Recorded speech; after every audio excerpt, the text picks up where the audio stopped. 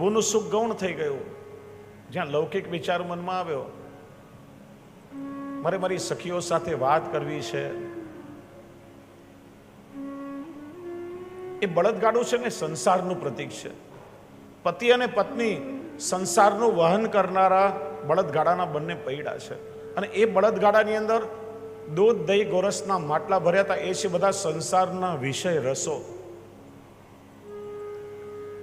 જ્યારે જ્યારે જીવ પ્રભુને ગૌણ બનાવી દે અને સંસારના વિષય રસોને પ્રધાનતા આપે, ત્યારે ત્યારે સંસારનું ગાડું ઠાકોરજી તોડી નાખે.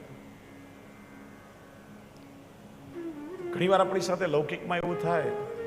પેલો વાર્તા પ્રસંગ આવે છે ને, પેલા માજીએ વિચાર્યું કે દરરોજ ઠાકોરજીની સામગ્રી બનાવું છું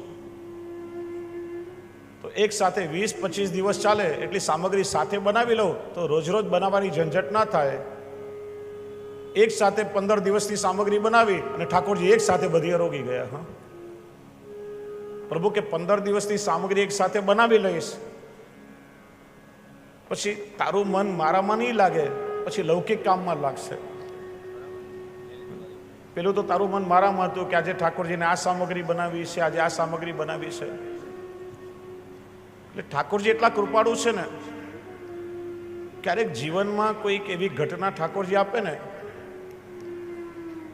ત્યારે વિચારો ઠાકોરજીએ તમને કષ્ટ નથી આપ્યો, પણ ઠાકોરજીએ તમારા લૌકિક કષ્ટને દૂર કર્યું છે, અલૌકિક કષ્ટને. પ્રભુનું ધ્યેય છે કે તમારું મન ઠાકોરજીમાંથી વિચલિત ન થાય, તમારું મન ઠાકમાં લાગેલું રહે એવું પ્રભુ ઈચ્છે છે. જ્યારે જ્યારે જીવનું મન પ્રભુને છોડીને લૌકિકમાં ભટકે, ઠાકોરજીને ક્યારે ના ગમે. ઘણી વાર વૈષ્ણવ પૂછતા હોય કે મારે બહારગામ જવાનું હોય અઠવાડિયા માટે, તો અઠવાડિયાના 7 બંટા ભેગા મૂકીને અમે શૈયા મંદિરમાં પછી બહારગામ જતા રહીએ તો ચાલે કે નહીં? વિચારો તમે કે ઠાકોરજીને બહુ જોરથી ભૂખ લાગે અને 7 બંટા એક સાથે ઠાકોરજી આરોગી લે તો બાકીના 6 દિવસ ભૂખ્યા રહેવું પડે કે ના પડે? હા, આપણા બાળક માટે એવું વિચારીએ છીએ અઠવાડિયા માટે બહારગામ જવું છે તો અઠવાડિયાનું ખાવા પીવાનું નાસ્તો બાસ્તો ભેગો કરી તાળું મારીને આપણે જતા રહીએ. ત્યારે વિચાર આવે છે ખરા? હા કે ના? આપણે ઠાકોરજીને પ્રગટ માનતા જ નથી. ફરિયાદ કરીએ છીએ કે ઠાકોરજી મારી સાથે વાતો કરતા નથી, મને અનુભવ જતાવતા નથી. પણ આપણે ક્યારે પ્રભુને પ્રગટ માનતા નથી તો પછી ક્યાંથી ઠાકોરજી આપણને અનુભવ જતાવે? આપણે તો કેવલ મૂર્તિવત જાણીએ છીએ, બસ સેવા કરવાની મહાપ્રભુ જે આજ્ઞા કરી એટલે આપણે કરવી જોઈએ. જે ક્રિયા થઈ, જે વેઠ ઉતારી ઉતરી ગઈ, બસ પતી ગયું. જે દિવસે પ્રભુને પ્રગટ માનશો ને, જો 10મો સ્કંદ નિરોધ લીલા છે.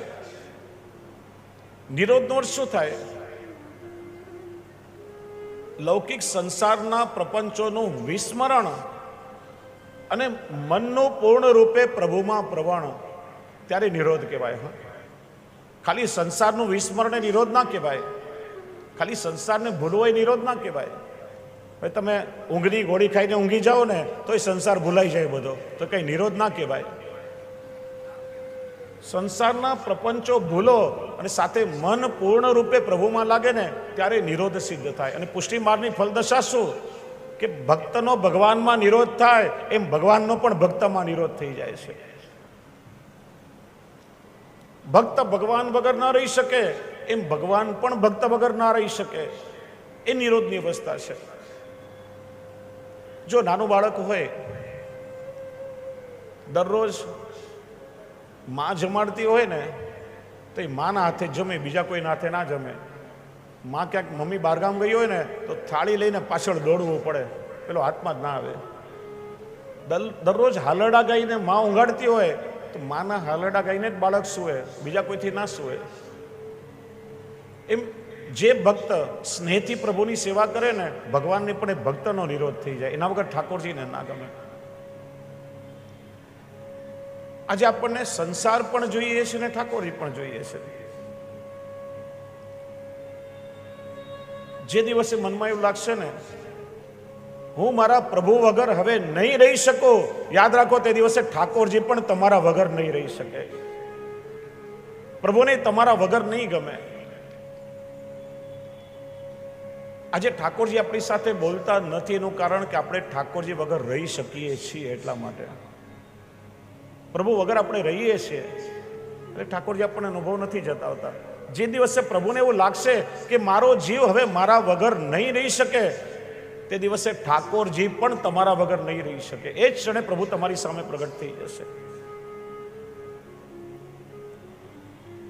એટલે જ્યારે જ્યારે લૌકિકમાં કોઈ કષ્ટ પ્રભુ આપે ને એનું કારણ કે પ્રભુના જે ભક્તો છે ને એનું મન પ્રભુને છોડીને લૌકિકમાં ભટકે ને એ પ્રભુથી ક્યારેય સહન ન થાય. અને ત્યારે ત્યારે આ સંસારના ગાડાને ઠાકોરજી તોડી નાખે. એટલે પ્રભુની કૃપામાંનો કોઈ જીવનમાં એવી ઘટના થાય ને, કદાચ મારું મન પ્રભુથી દૂર ભટકી ગયું હશે ને, એટલે ફરીથી પોતાનામાં મન લગાડવા ઠાકોરજી આ ઘટના આપી છે જીવનમાં. એ પણ ઠાકોરજીની કૃપા જ છે. શ્રી મહાપ્રભુજી સુબોધનીજીમાં સમજાવે છે, વિષયાશક્તિ રૂપ ગ્રહરૂપ ચરણ ઉપસે પડે ન નાશ.